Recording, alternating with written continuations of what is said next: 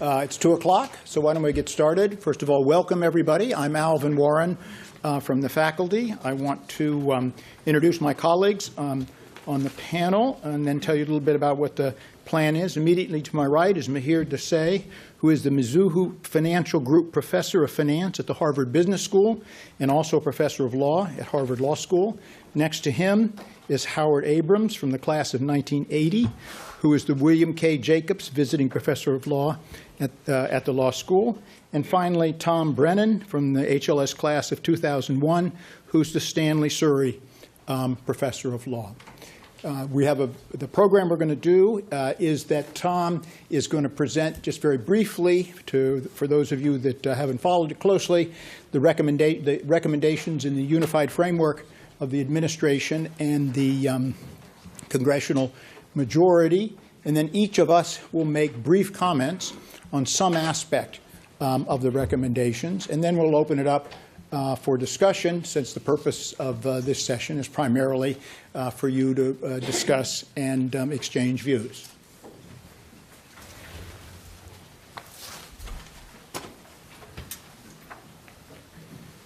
Great. So it's a pleasure to get to be here with all of you today and talk about tax reform. I just want to talk at a very high level about what we know about the current reform proposal, and then as Al mentioned, each of us will in turn talk about particular details. So this will just be a very high-level introduction and overview, which many of you may already be familiar with. So at an extremely high level, there are two big pieces to discuss. One is the tax cuts, and the second is how to pay for them. And all along the way, we'll want to pay attention as much as possible, not just to a question of what the rate levels are, but the structure of how exactly the reform is being accomplished, and what distortions and inefficiencies in the system are being eliminated, and which new ones perhaps are being created. Because at the end of the day, we want the tax system to not create distortions unnecessarily and to be as efficient as possible.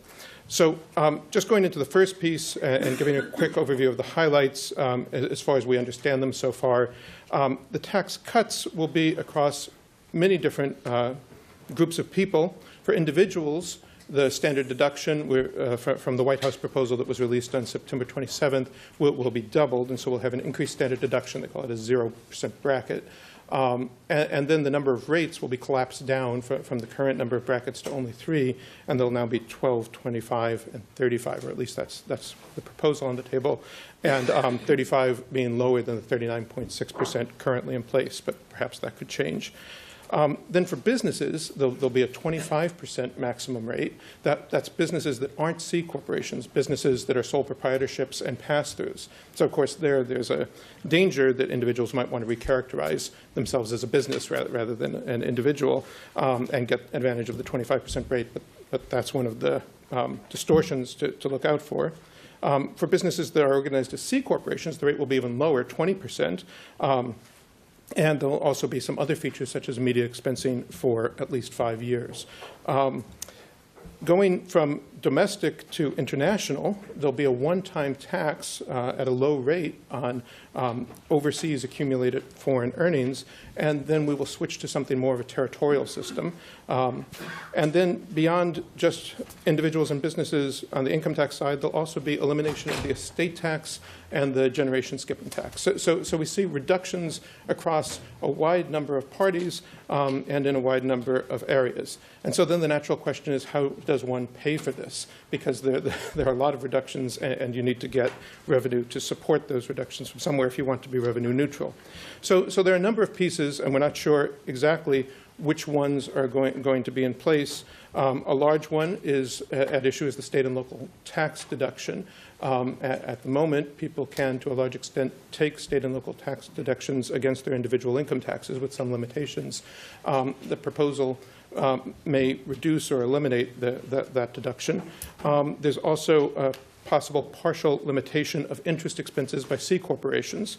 Right now, C corporations can largely deduct net interest, but if that were limited, then the limitation would raise revenue. There's also the one-time tax on overseas earnings that I mentioned, which would naturally raise revenue. And then finally, the thing you may have seen in the press this week, Rothification, the limitation on retirement accounts that allow you to put money in prior to paying taxes, essentially take a deduction now for money put in a 401k, for example. We're not sure what exactly the parameters of that would look like, but perhaps you would be allowed to put the money into a Roth account that is put after-tax money in instead of putting money on a pre-tax basis. This would raise revenue as well. And so these are some of the major pieces on the tax reduction side and on the revenue-raising side. And now I'll turn it over to Mihir to start speaking about some more particulars. Thank you. Great. So we thought we would each kind of tee up some issues, and I'll get started by teeing up issues on international and some thoughts about progressivity. So on international, I would think we just begin with this idea that it's this most sorely needed piece of tax reform today, which is just a way of saying that major things going on in capital markets, major things going on in the market for corporate control are being determined by tax considerations in a way that's become apparent over the last 10 years. So international is sorely needed, which is terrific. And moreover, I think the current approach, which has been this whack-a-mole approach of in the expatriation and inversion game, kind of increasing the threshold levels for companies to invert or expatriate, that means leave the United States, hasn't really worked. In fact, it's had a bunch of counterproductive effects, I would think, which is that it means larger and larger foreign companies have to be involved in buying US companies. So all that's a way of saying that the current worldwide regime, which taxes citizens on their income around the world and provides foreign tax credits, I think is one that we should probably leave behind, as much of the world has left behind. So then where do we go towards? And the answer is really towards where the rest of the world has gone, which is territoriality, which is just a way of saying we tax people on their income within our borders. That is a regime that makes, I think, a lot of sense for lots of reasons, most notably because the current disjunction between the way the US system works and the way the rest of the world works makes two things happen. One, lots of transfer pricing of profits around the world and out of the US. And two, this desire to leave the United States. So territoriality serves that purpose. It comes with this attendant fear, which I think is overblown, but I think this is where the real rubber hits the road, which is if we go to territoriality, the issue is what do we do about the concerns about people taking all their profits out of the United States? There are several ways to think about that problem. The one that's most prevalent and the one that I think will grab the most attention in the tax reform debate is this idea of a minimum tax, which is, in short, this idea that we will only tax people on their income in the United States, and I'm by and large talking on the corporate side. But we will make sure that they pay tax somewhere of a certain level, like let's say 10 or 15%. That is one way to kind of alleviate the concern that everyone will transfer price their profits out of the United States. That is the dominant way to think about that problem today. I'm not a fan. I think that's effectively a backdoor way to a worldwide regime, and in effect takes all the complexity that we have in a foreign tax credit regime and replicates it inside a territorial regime. The other alternative approach is to do what many other countries do, which is effectively not very much, which is a way of saying not worry about the problem terribly much. And then the final way to think about this is if you're worried about transfer pricing under a territorial regime, you should just be aware that currently there's transfer pricing going on all over the place. So the notion that there'll be a large revenue loss associated with incremental transfer pricing, I think is mistaken. So that's all a way of saying we're heading towards territoriality. The big concern is whether we will actually add something to it which will make it look a lot more like worldwide than it needs to be, I think. Second thing I'll just mention about international is this is just a small manifestation of a much larger issue, which is about the mobility of income and the sustainability of income as a base, which is just a way of saying with income and intellectual property becoming increasingly mobile, the whole idea of an income tax may be under threat. And as a consequence, we have to think harder about destination basis, or what's called consumption taxation generally. That, I think, is the next level of this. If you've paid attention to the European debates, they are crazy angry about what American multinational firms are doing on this dimension. And that is where we're heading, which is great concern about whether the income tax itself is sustainable, even at potentially a much lower rate and a territorial system. The second issue I just wanted to flag for all of you, and we're delighted to return to these issues, is just to think hard about progressivity and in the tax system and redistribution. There is a great deal of appetite for redistribution today. And I think in particular, there's a great deal of appetite for redistribution through the tax system. The thing that I would just want to stress to you as you pay attention to this debate is how insufficient it is to think about marginal rates when you think about that problem. The summary way to measure progressivity in a tax system is the distribution of marginal rates, our top one being 39.6% today. That is a very incoherent way to think about progressivity for a wide variety of reasons. I'll just give you a few. If you look over time in history, you'll see top marginal rates, as many of you will know, and many of you may even remember, of 70% and 90%. That harkens back to an era that people think of as being considerably more progressive, except for the fact, of course, that very few returns were filed at that top marginal rate. And currently, 1% of taxpayers are in the current, which 1% of taxpayers, by the way, is a lot of people, more than 1 million people, are in that top bracket. So that's a way of saying just focusing on some marginal rate numbers is a deeply flawed way to think about progressivity. You add to that ideas of the nature of deductions. You add to that the nature of things that we do on a stealth basis, like phase-outs of exemptions that we now do, phase-outs of deductions that we now do.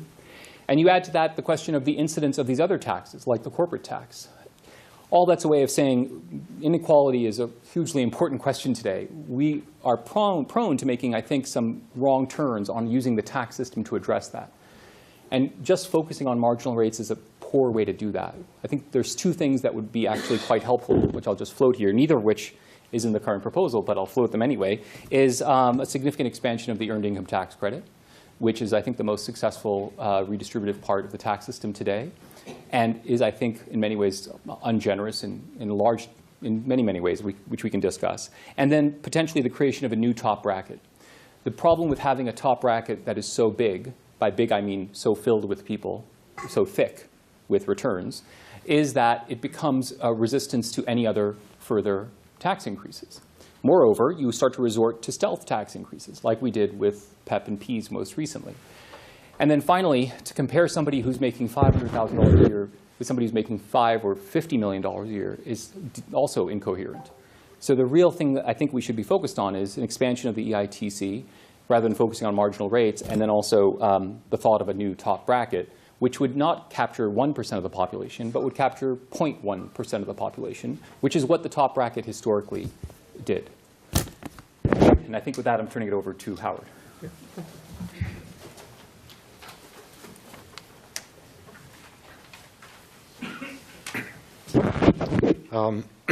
Hi, my name is Howard Abrams. I'm a professional business practice operating as a professor, should the new law pass. I want to talk about two things today. One is the process of tax change, and the other is then a particular part of the proposal, the potential repeal or substantial reduction of the state and local income tax deduction. The process will be my focus, and what is happening now and has happened recently bothers me enormously. We are looking at tax changes, very significant tax changes, without any of the traditional legislative process, without any hearings, without the involvement of any kind of expertise. So the lack of hearings gets rid of the public involvement. It even has largely gotten rid of the experts at Treasury. Basically, this is 6 members of Congress, their very partisan staff, and the lobbyists who have connections to them. And in my view, this is no way at all to write a tax bill. Regardless of what comes out, I don't think it can be very good. Even if you agree with the basic parameters, the implementation will almost certainly be dreadful. And I'll give you an example from the prior administration where we saw that exact problem occur. In addition, when you have a bill written by relatively few people and the lobbyists who have access to them, you are likely to get very industry-specific results, again, because of the limited number of lobbyists who are involved. Let me just throw out one example. We've heard about the expensing of capital costs. There are theoretical justifications for it, but putting that aside, for industry-specific participants, think, for example, of those industries like Boeing that have very heavy capital costs. This is an enormous reduction in their effective tax rate. On the other hand, for Microsoft, it's almost no reduction at all. Now, maybe we can justify it on some grounds or another, but you're not hearing that. Yeah, somehow the notion is this is a reduction of taxes without a recognition that it's a reduction for some far more than others. Again, I'm not saying it's necessarily wrong. I am saying there's really been no discussion, no debate, no acknowledgement of what's happening, and I'm very much troubled by that. We also don't get any public check on what's being done. It's the opportunity for members of Congress on both sides of the aisle to discuss tax reform in 20-second sound bites. And so we are not getting anybody, I think, giving principled analyses that the public can understand. Let me give you one example. We're hearing about the change to, the possible change to retirement accounts. Depending on which newspaper you read, it is being described as a reduction of the ability to save on a tax-preferred basis from just under $20,000 to perhaps $2,500, a massive reduction in the ability to save. But it's my understanding that's not the proposal at all. To be sure, traditional retirement accounts that give you pre-tax dollars would, under this proposal, be reduced. But you'll be able to add to that the equivalent of a Roth account, which means although you don't get a deduction at the front end, you get an exclusion at the back end. And if it's discussed in that way, the analysis is very different. I'm not suggesting that Rothification is good or bad, or even the relationship between the two. We'll get to that a bit later. I'm just suggesting that it isn't been appearing in any discussion of what's going on. Republicans support, the Democrats attack. Nobody actually describes what's happening. It's hard to imagine that the voting public has any idea of what's going on, and indeed won't have any idea until long after the bill is presented. I might add, from what I've been told, the Democratic members of Congress won't have any idea until the bill, of course, is released to the public as well. One example of this kind of problem happened with the, let me get the name right, the Bipartisan Budget Act, BBA of 2015.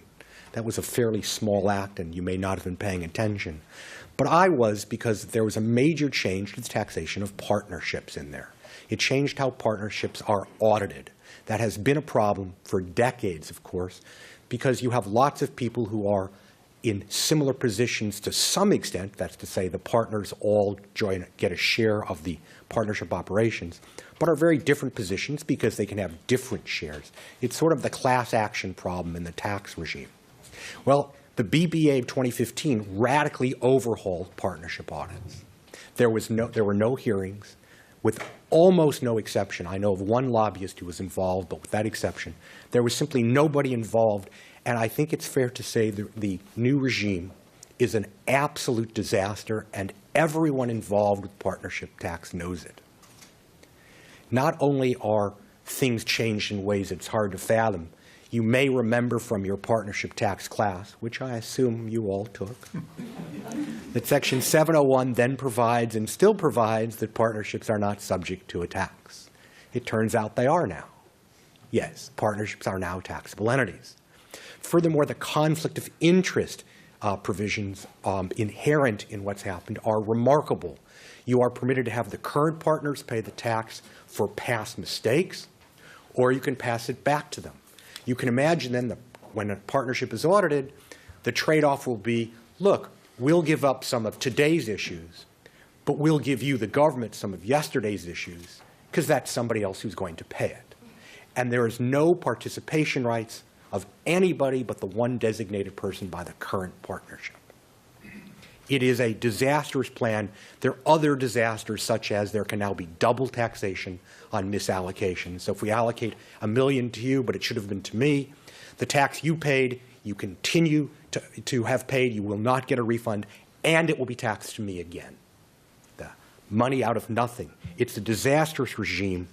Everybody agrees it needs fixes. It should never have happened. But nobody asked a partnership tax lawyer to express an opinion on what they did. So I'm not happy with the process. Let me then talk about one issue very briefly, and that's the deduction for state and local taxes. They're looking to raise revenue. I understand that. It turns out that's something Congress is always doing. So my proposal is they eliminate the deduction for wages paid by a business. That will increase the federal revenue by an enormous amount because the wages paid are huge. And if companies can't deduct them, the revenue to the government will be equally enormous. Of course, I'm not serious about this because we all know that would not measure the company's income properly. And we want to do that. The point I'm trying to make is that you have to identify things that are loopholes in the sense of they shouldn't be there in a well-defined tax system. Everybody seems to assume all itemized deductions are loopholes. But as our own Bill Andrews persuasively argued more than 4 decades ago, and we lost that great man just this year, The deduction for state and local taxes is an integral part of defining the tax base. If my nominal income is one amount, but my take-home is less, my ability to pay is the lesser amount. That's not a deep point, although it turns out people seem to have missed it until Bill called their attention to it. So, for example, if I earn $110,000 in California, the state only lets me keep about 100 of it. If I earn $110,000 in Alaska, the state lets me keep it all. Our ability to support the federal government is different, even though our nominal salaries were the same. The state and local deduction makes sure that the tax base affects our ability to pay and not the nominal amount we are paid. So, with that as a background, I think we have a few more issues coming up, and Hal Warren is next.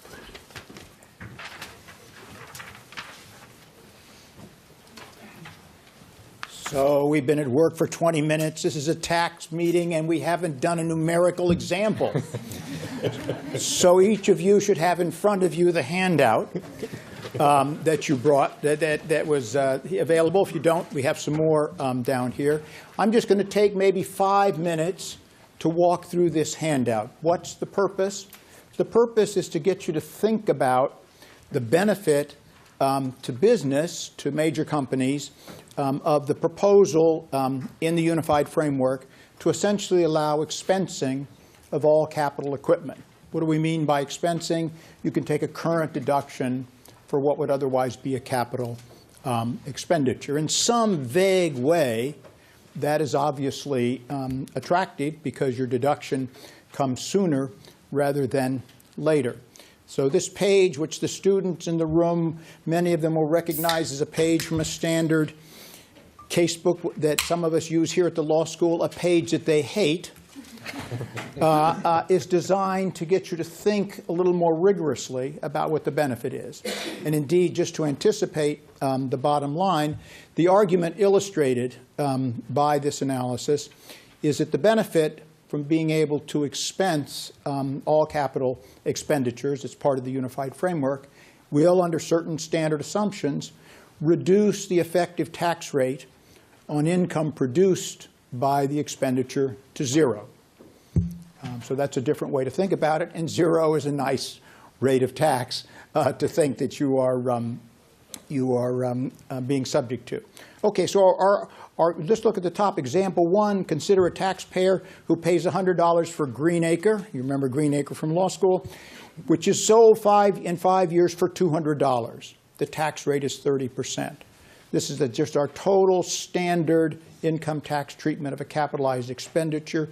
In year 1, before tax, the investor pays $100. There are no tax consequences in the first year, so it's cost the investor $100. In year 5, it's doubled. We can sell it for $200. So our amount realized is $200. Our cost was $100, or as we tax people say, the basis. So we have $100 of gain. And at 30% tax, pay $30. I have $170. My after-tax profit is $70.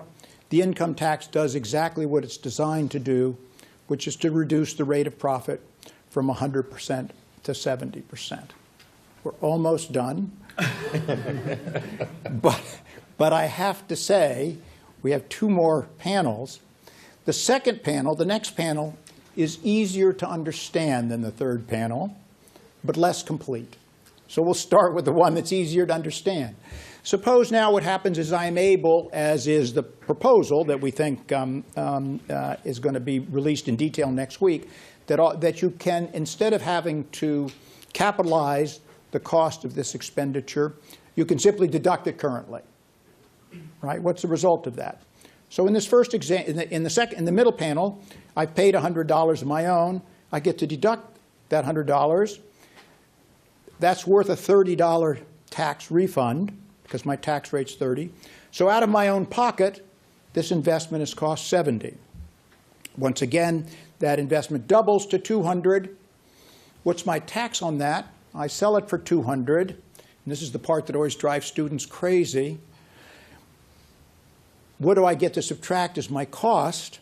Nothing, because I've already deducted my cost in the first year. So my basis, as we say, is 0. So my taxable gain is 200, and I pay 60 of taxes, leaving me with 140. So on the part of the investment that's mine, the $70, I've doubled my money. Notice, without the tax, pre-tax, I could double my money.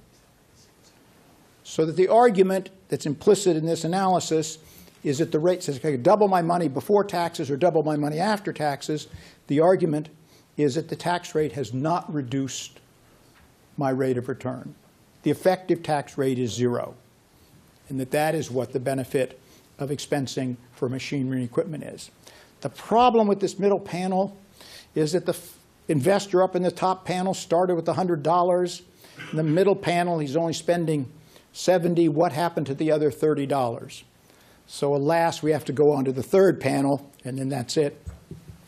With my $100 that's deductible, that I'm going to make a deductible investment, how much of that investment can I actually buy? Well, I can buy, in the bottom panel here, 143 of that investment. Why is that? Because I get to deduct that, 143, and get back 30% of that as a tax refund, which is the 43. That 143 doubles to 286. Once again, the point that drives students stark raving mad. The 286 is the amount they sell it for. There's no cost left to deduct because they've already deducted that cost. So they owe 30% of taxes on that 286, and they end up having 200 after taxes. So if I have $100 and make this investment, I can double my money to 200 if I'm not taxed. That's an exemption. If I have $100 and make this investment and can increase it here, as in the third panel, then I can get to exactly the same result. Therefore, the argument is that expensing, the third panel, results in an effective tax rate of 0. There are various qualifications and exceptions, which we'll be happy to talk about if they want to come up in the discussion.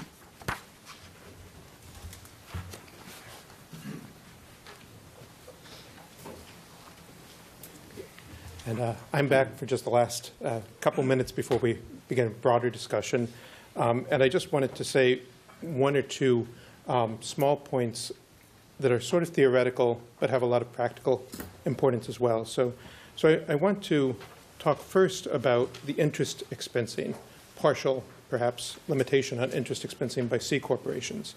So, of course, that raises revenue in the sense of if you were going to take a deduction before and now you don't get to take as much of a deduction, then there's more revenue raised. What could be the possible theoretical justification for that? So in light of what Professor Warren just told us, if we're moving to a regime where expensing is allowed up front and we're essentially exempting the yield on corporate investment between the initial investment and the final withdrawal of investment, then there's a 0% rate on the yield, and so it would make sense to have a 0% rate on interest costs as well, at all costs. And so we could imagine a world in which we're moving to corporations being sort of like analogous to a retirement account, if you will, putting the money in on a pre-tax basis and taking the money out on a post-tax basis. Of course, to make that theory work, we have to actually commit and coordinate the interest expense deduction with the expensing and have the whole system sort of make sense and cohere together and not just do it patchwork. Who knows what exactly the legislation will say, but that's an important point. A second point that uses the same theory is the Rothification. So something that we teach in the basic tax class all the time is that under the assumption that the tax rate is the same at the beginning as at the end, it makes no difference, subject to limitations being different, it makes no difference whether you invest in a traditional retirement account or a Roth retirement account. Because if you multiply by 1 minus the tax rate in the beginning versus 1 minus the tax rate at the end, it's the same thing. Multiplication commutes. Of course, there's a huge assumption there that the tax rate is the same. But if it's the same, then that's the case. So why then do we view Rothification as a revenue raiser? If it's the same, whether we put it in a traditional retirement account or we put it in a Roth retirement account, what's the difference? Of course, the difference is that Congress looks at a 10-year budget window. And so it's smoke and mirrors. It's saying we're raising revenue now and we're losing it in the future. So while there's high theory that tells us, well, if we do expensing and we do it right, then it's equivalent to a yield exemption. And traditional retirement accounts are equivalent to Roth retirement accounts. This is all correct. But we have to bring it into connection with the real world as well. The Congress is going to look at 10-year budget windows that ignore the future, and that tax rates are most likely going to change over time. And so that'll pull everything apart as well. And that we have to create laws that actually try to take a coordinated method to integrate things like expensing and interest deduction limitations or interest deduction exclusions. So that's all I wanted to say about the high theory, and now I guess I'll go back to Al. Okay, so now we're open for questions, comments. Yes, sir. Oh, and